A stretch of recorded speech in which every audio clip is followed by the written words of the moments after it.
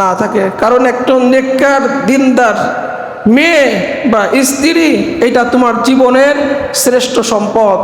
মুহাম্মদুর রাসূলুল্লাহ সাল্লাল্লাহু আলাইহি সাল্লাম বলেন যে যখন মানুষ সম্পদ জমা করত, এই সম্পদ জমা করার সমালোচনায় আল্লাহ রাব্বুল আলামিন আয়াত নাজিল করলেন যে সম্পদ জমা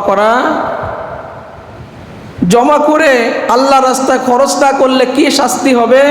এই সমালোচনায় যখন সূরা তাওবার আয়াত নাজিল করলেন, সাহাবারা প্রশ্ন করলেন তাহলে আমরা কোন সম্পদ জমা করব, কোন সম্পদগুলো আমরা জমা করব। হযরত ওমর রাদিয়াল্লাহু তাআলা আনহু বলেন, আমি মুহাম্মদুর রাসূলুল্লাহ সাল্লাল্লাহু আলাইহি সাল্লামের কাছে জিজ্ঞাসা করে তোমাদেরকে জানাবো কোন সম্পদগুলি আমাদের জমা করা দরকার। নবীর কাছে প্রশ্ন করা হলো, মুহাম্মদুর রাসূলুল্লাহ সাল্লাল্লাহু আলাইহি সাল্লাম তিনটা সম্পদের কথা বললেন যে আমার উম্মাহ তোমাদের প্রত্যেকের জীবনে এই তিনটা সম্পদ জমা করো।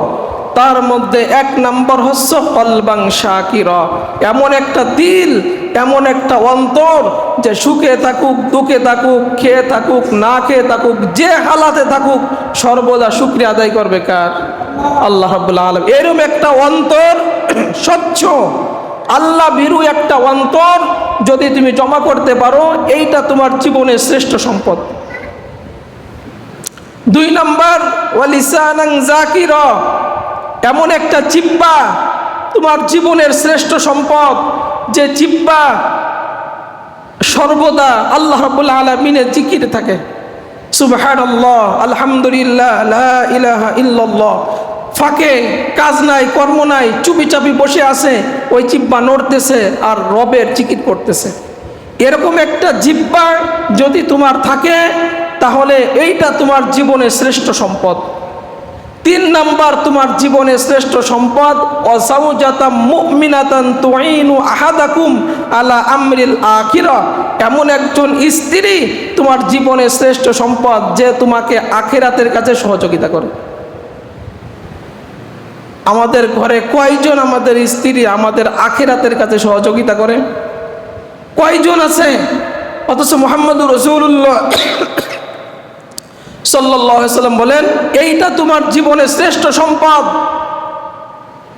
যে স্ত্রী তোমার আখিরাতের কাজে তোমাকে সাহায্য করে। এইটা তোমার জীবনের শ্রেষ্ঠ সম্পদ, এইটা তুমি জীবনে সেট করে নাও। এরপরে মুহাম্মদুর রাসূলুল্লাহ সাল্লাল্লাহু আলাইহি সাল্লাম বলেন আদ-দুনিয়া কুল্লুহা মাতা ওয়া খায়রু মাতা'id দুনিয়া আল মারআতুস সালিহা। এই দুনিয়ায় যা কিছু দেখছো সব ভোগের সামগ্রী, উত্তম ভোগের সামগ্রী একজন নেককার দিনদার স্ত্রী। অতএব আমার উম্মারা শুধু রূপ সৌন্দর্য দেখে তোমরা বিবাহ করবে না।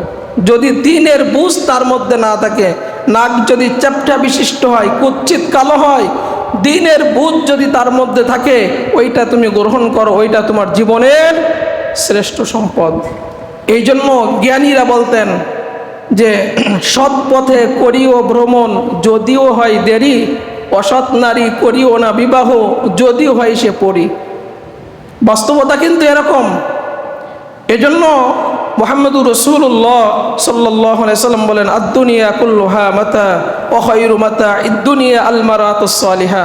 দুনিয়া সব ভোগের সামগ্রী, উত্তম ভোগের সামগ্রী হচ্ছে একজন দিনদার নেককার পরেজগার স্ত্রী।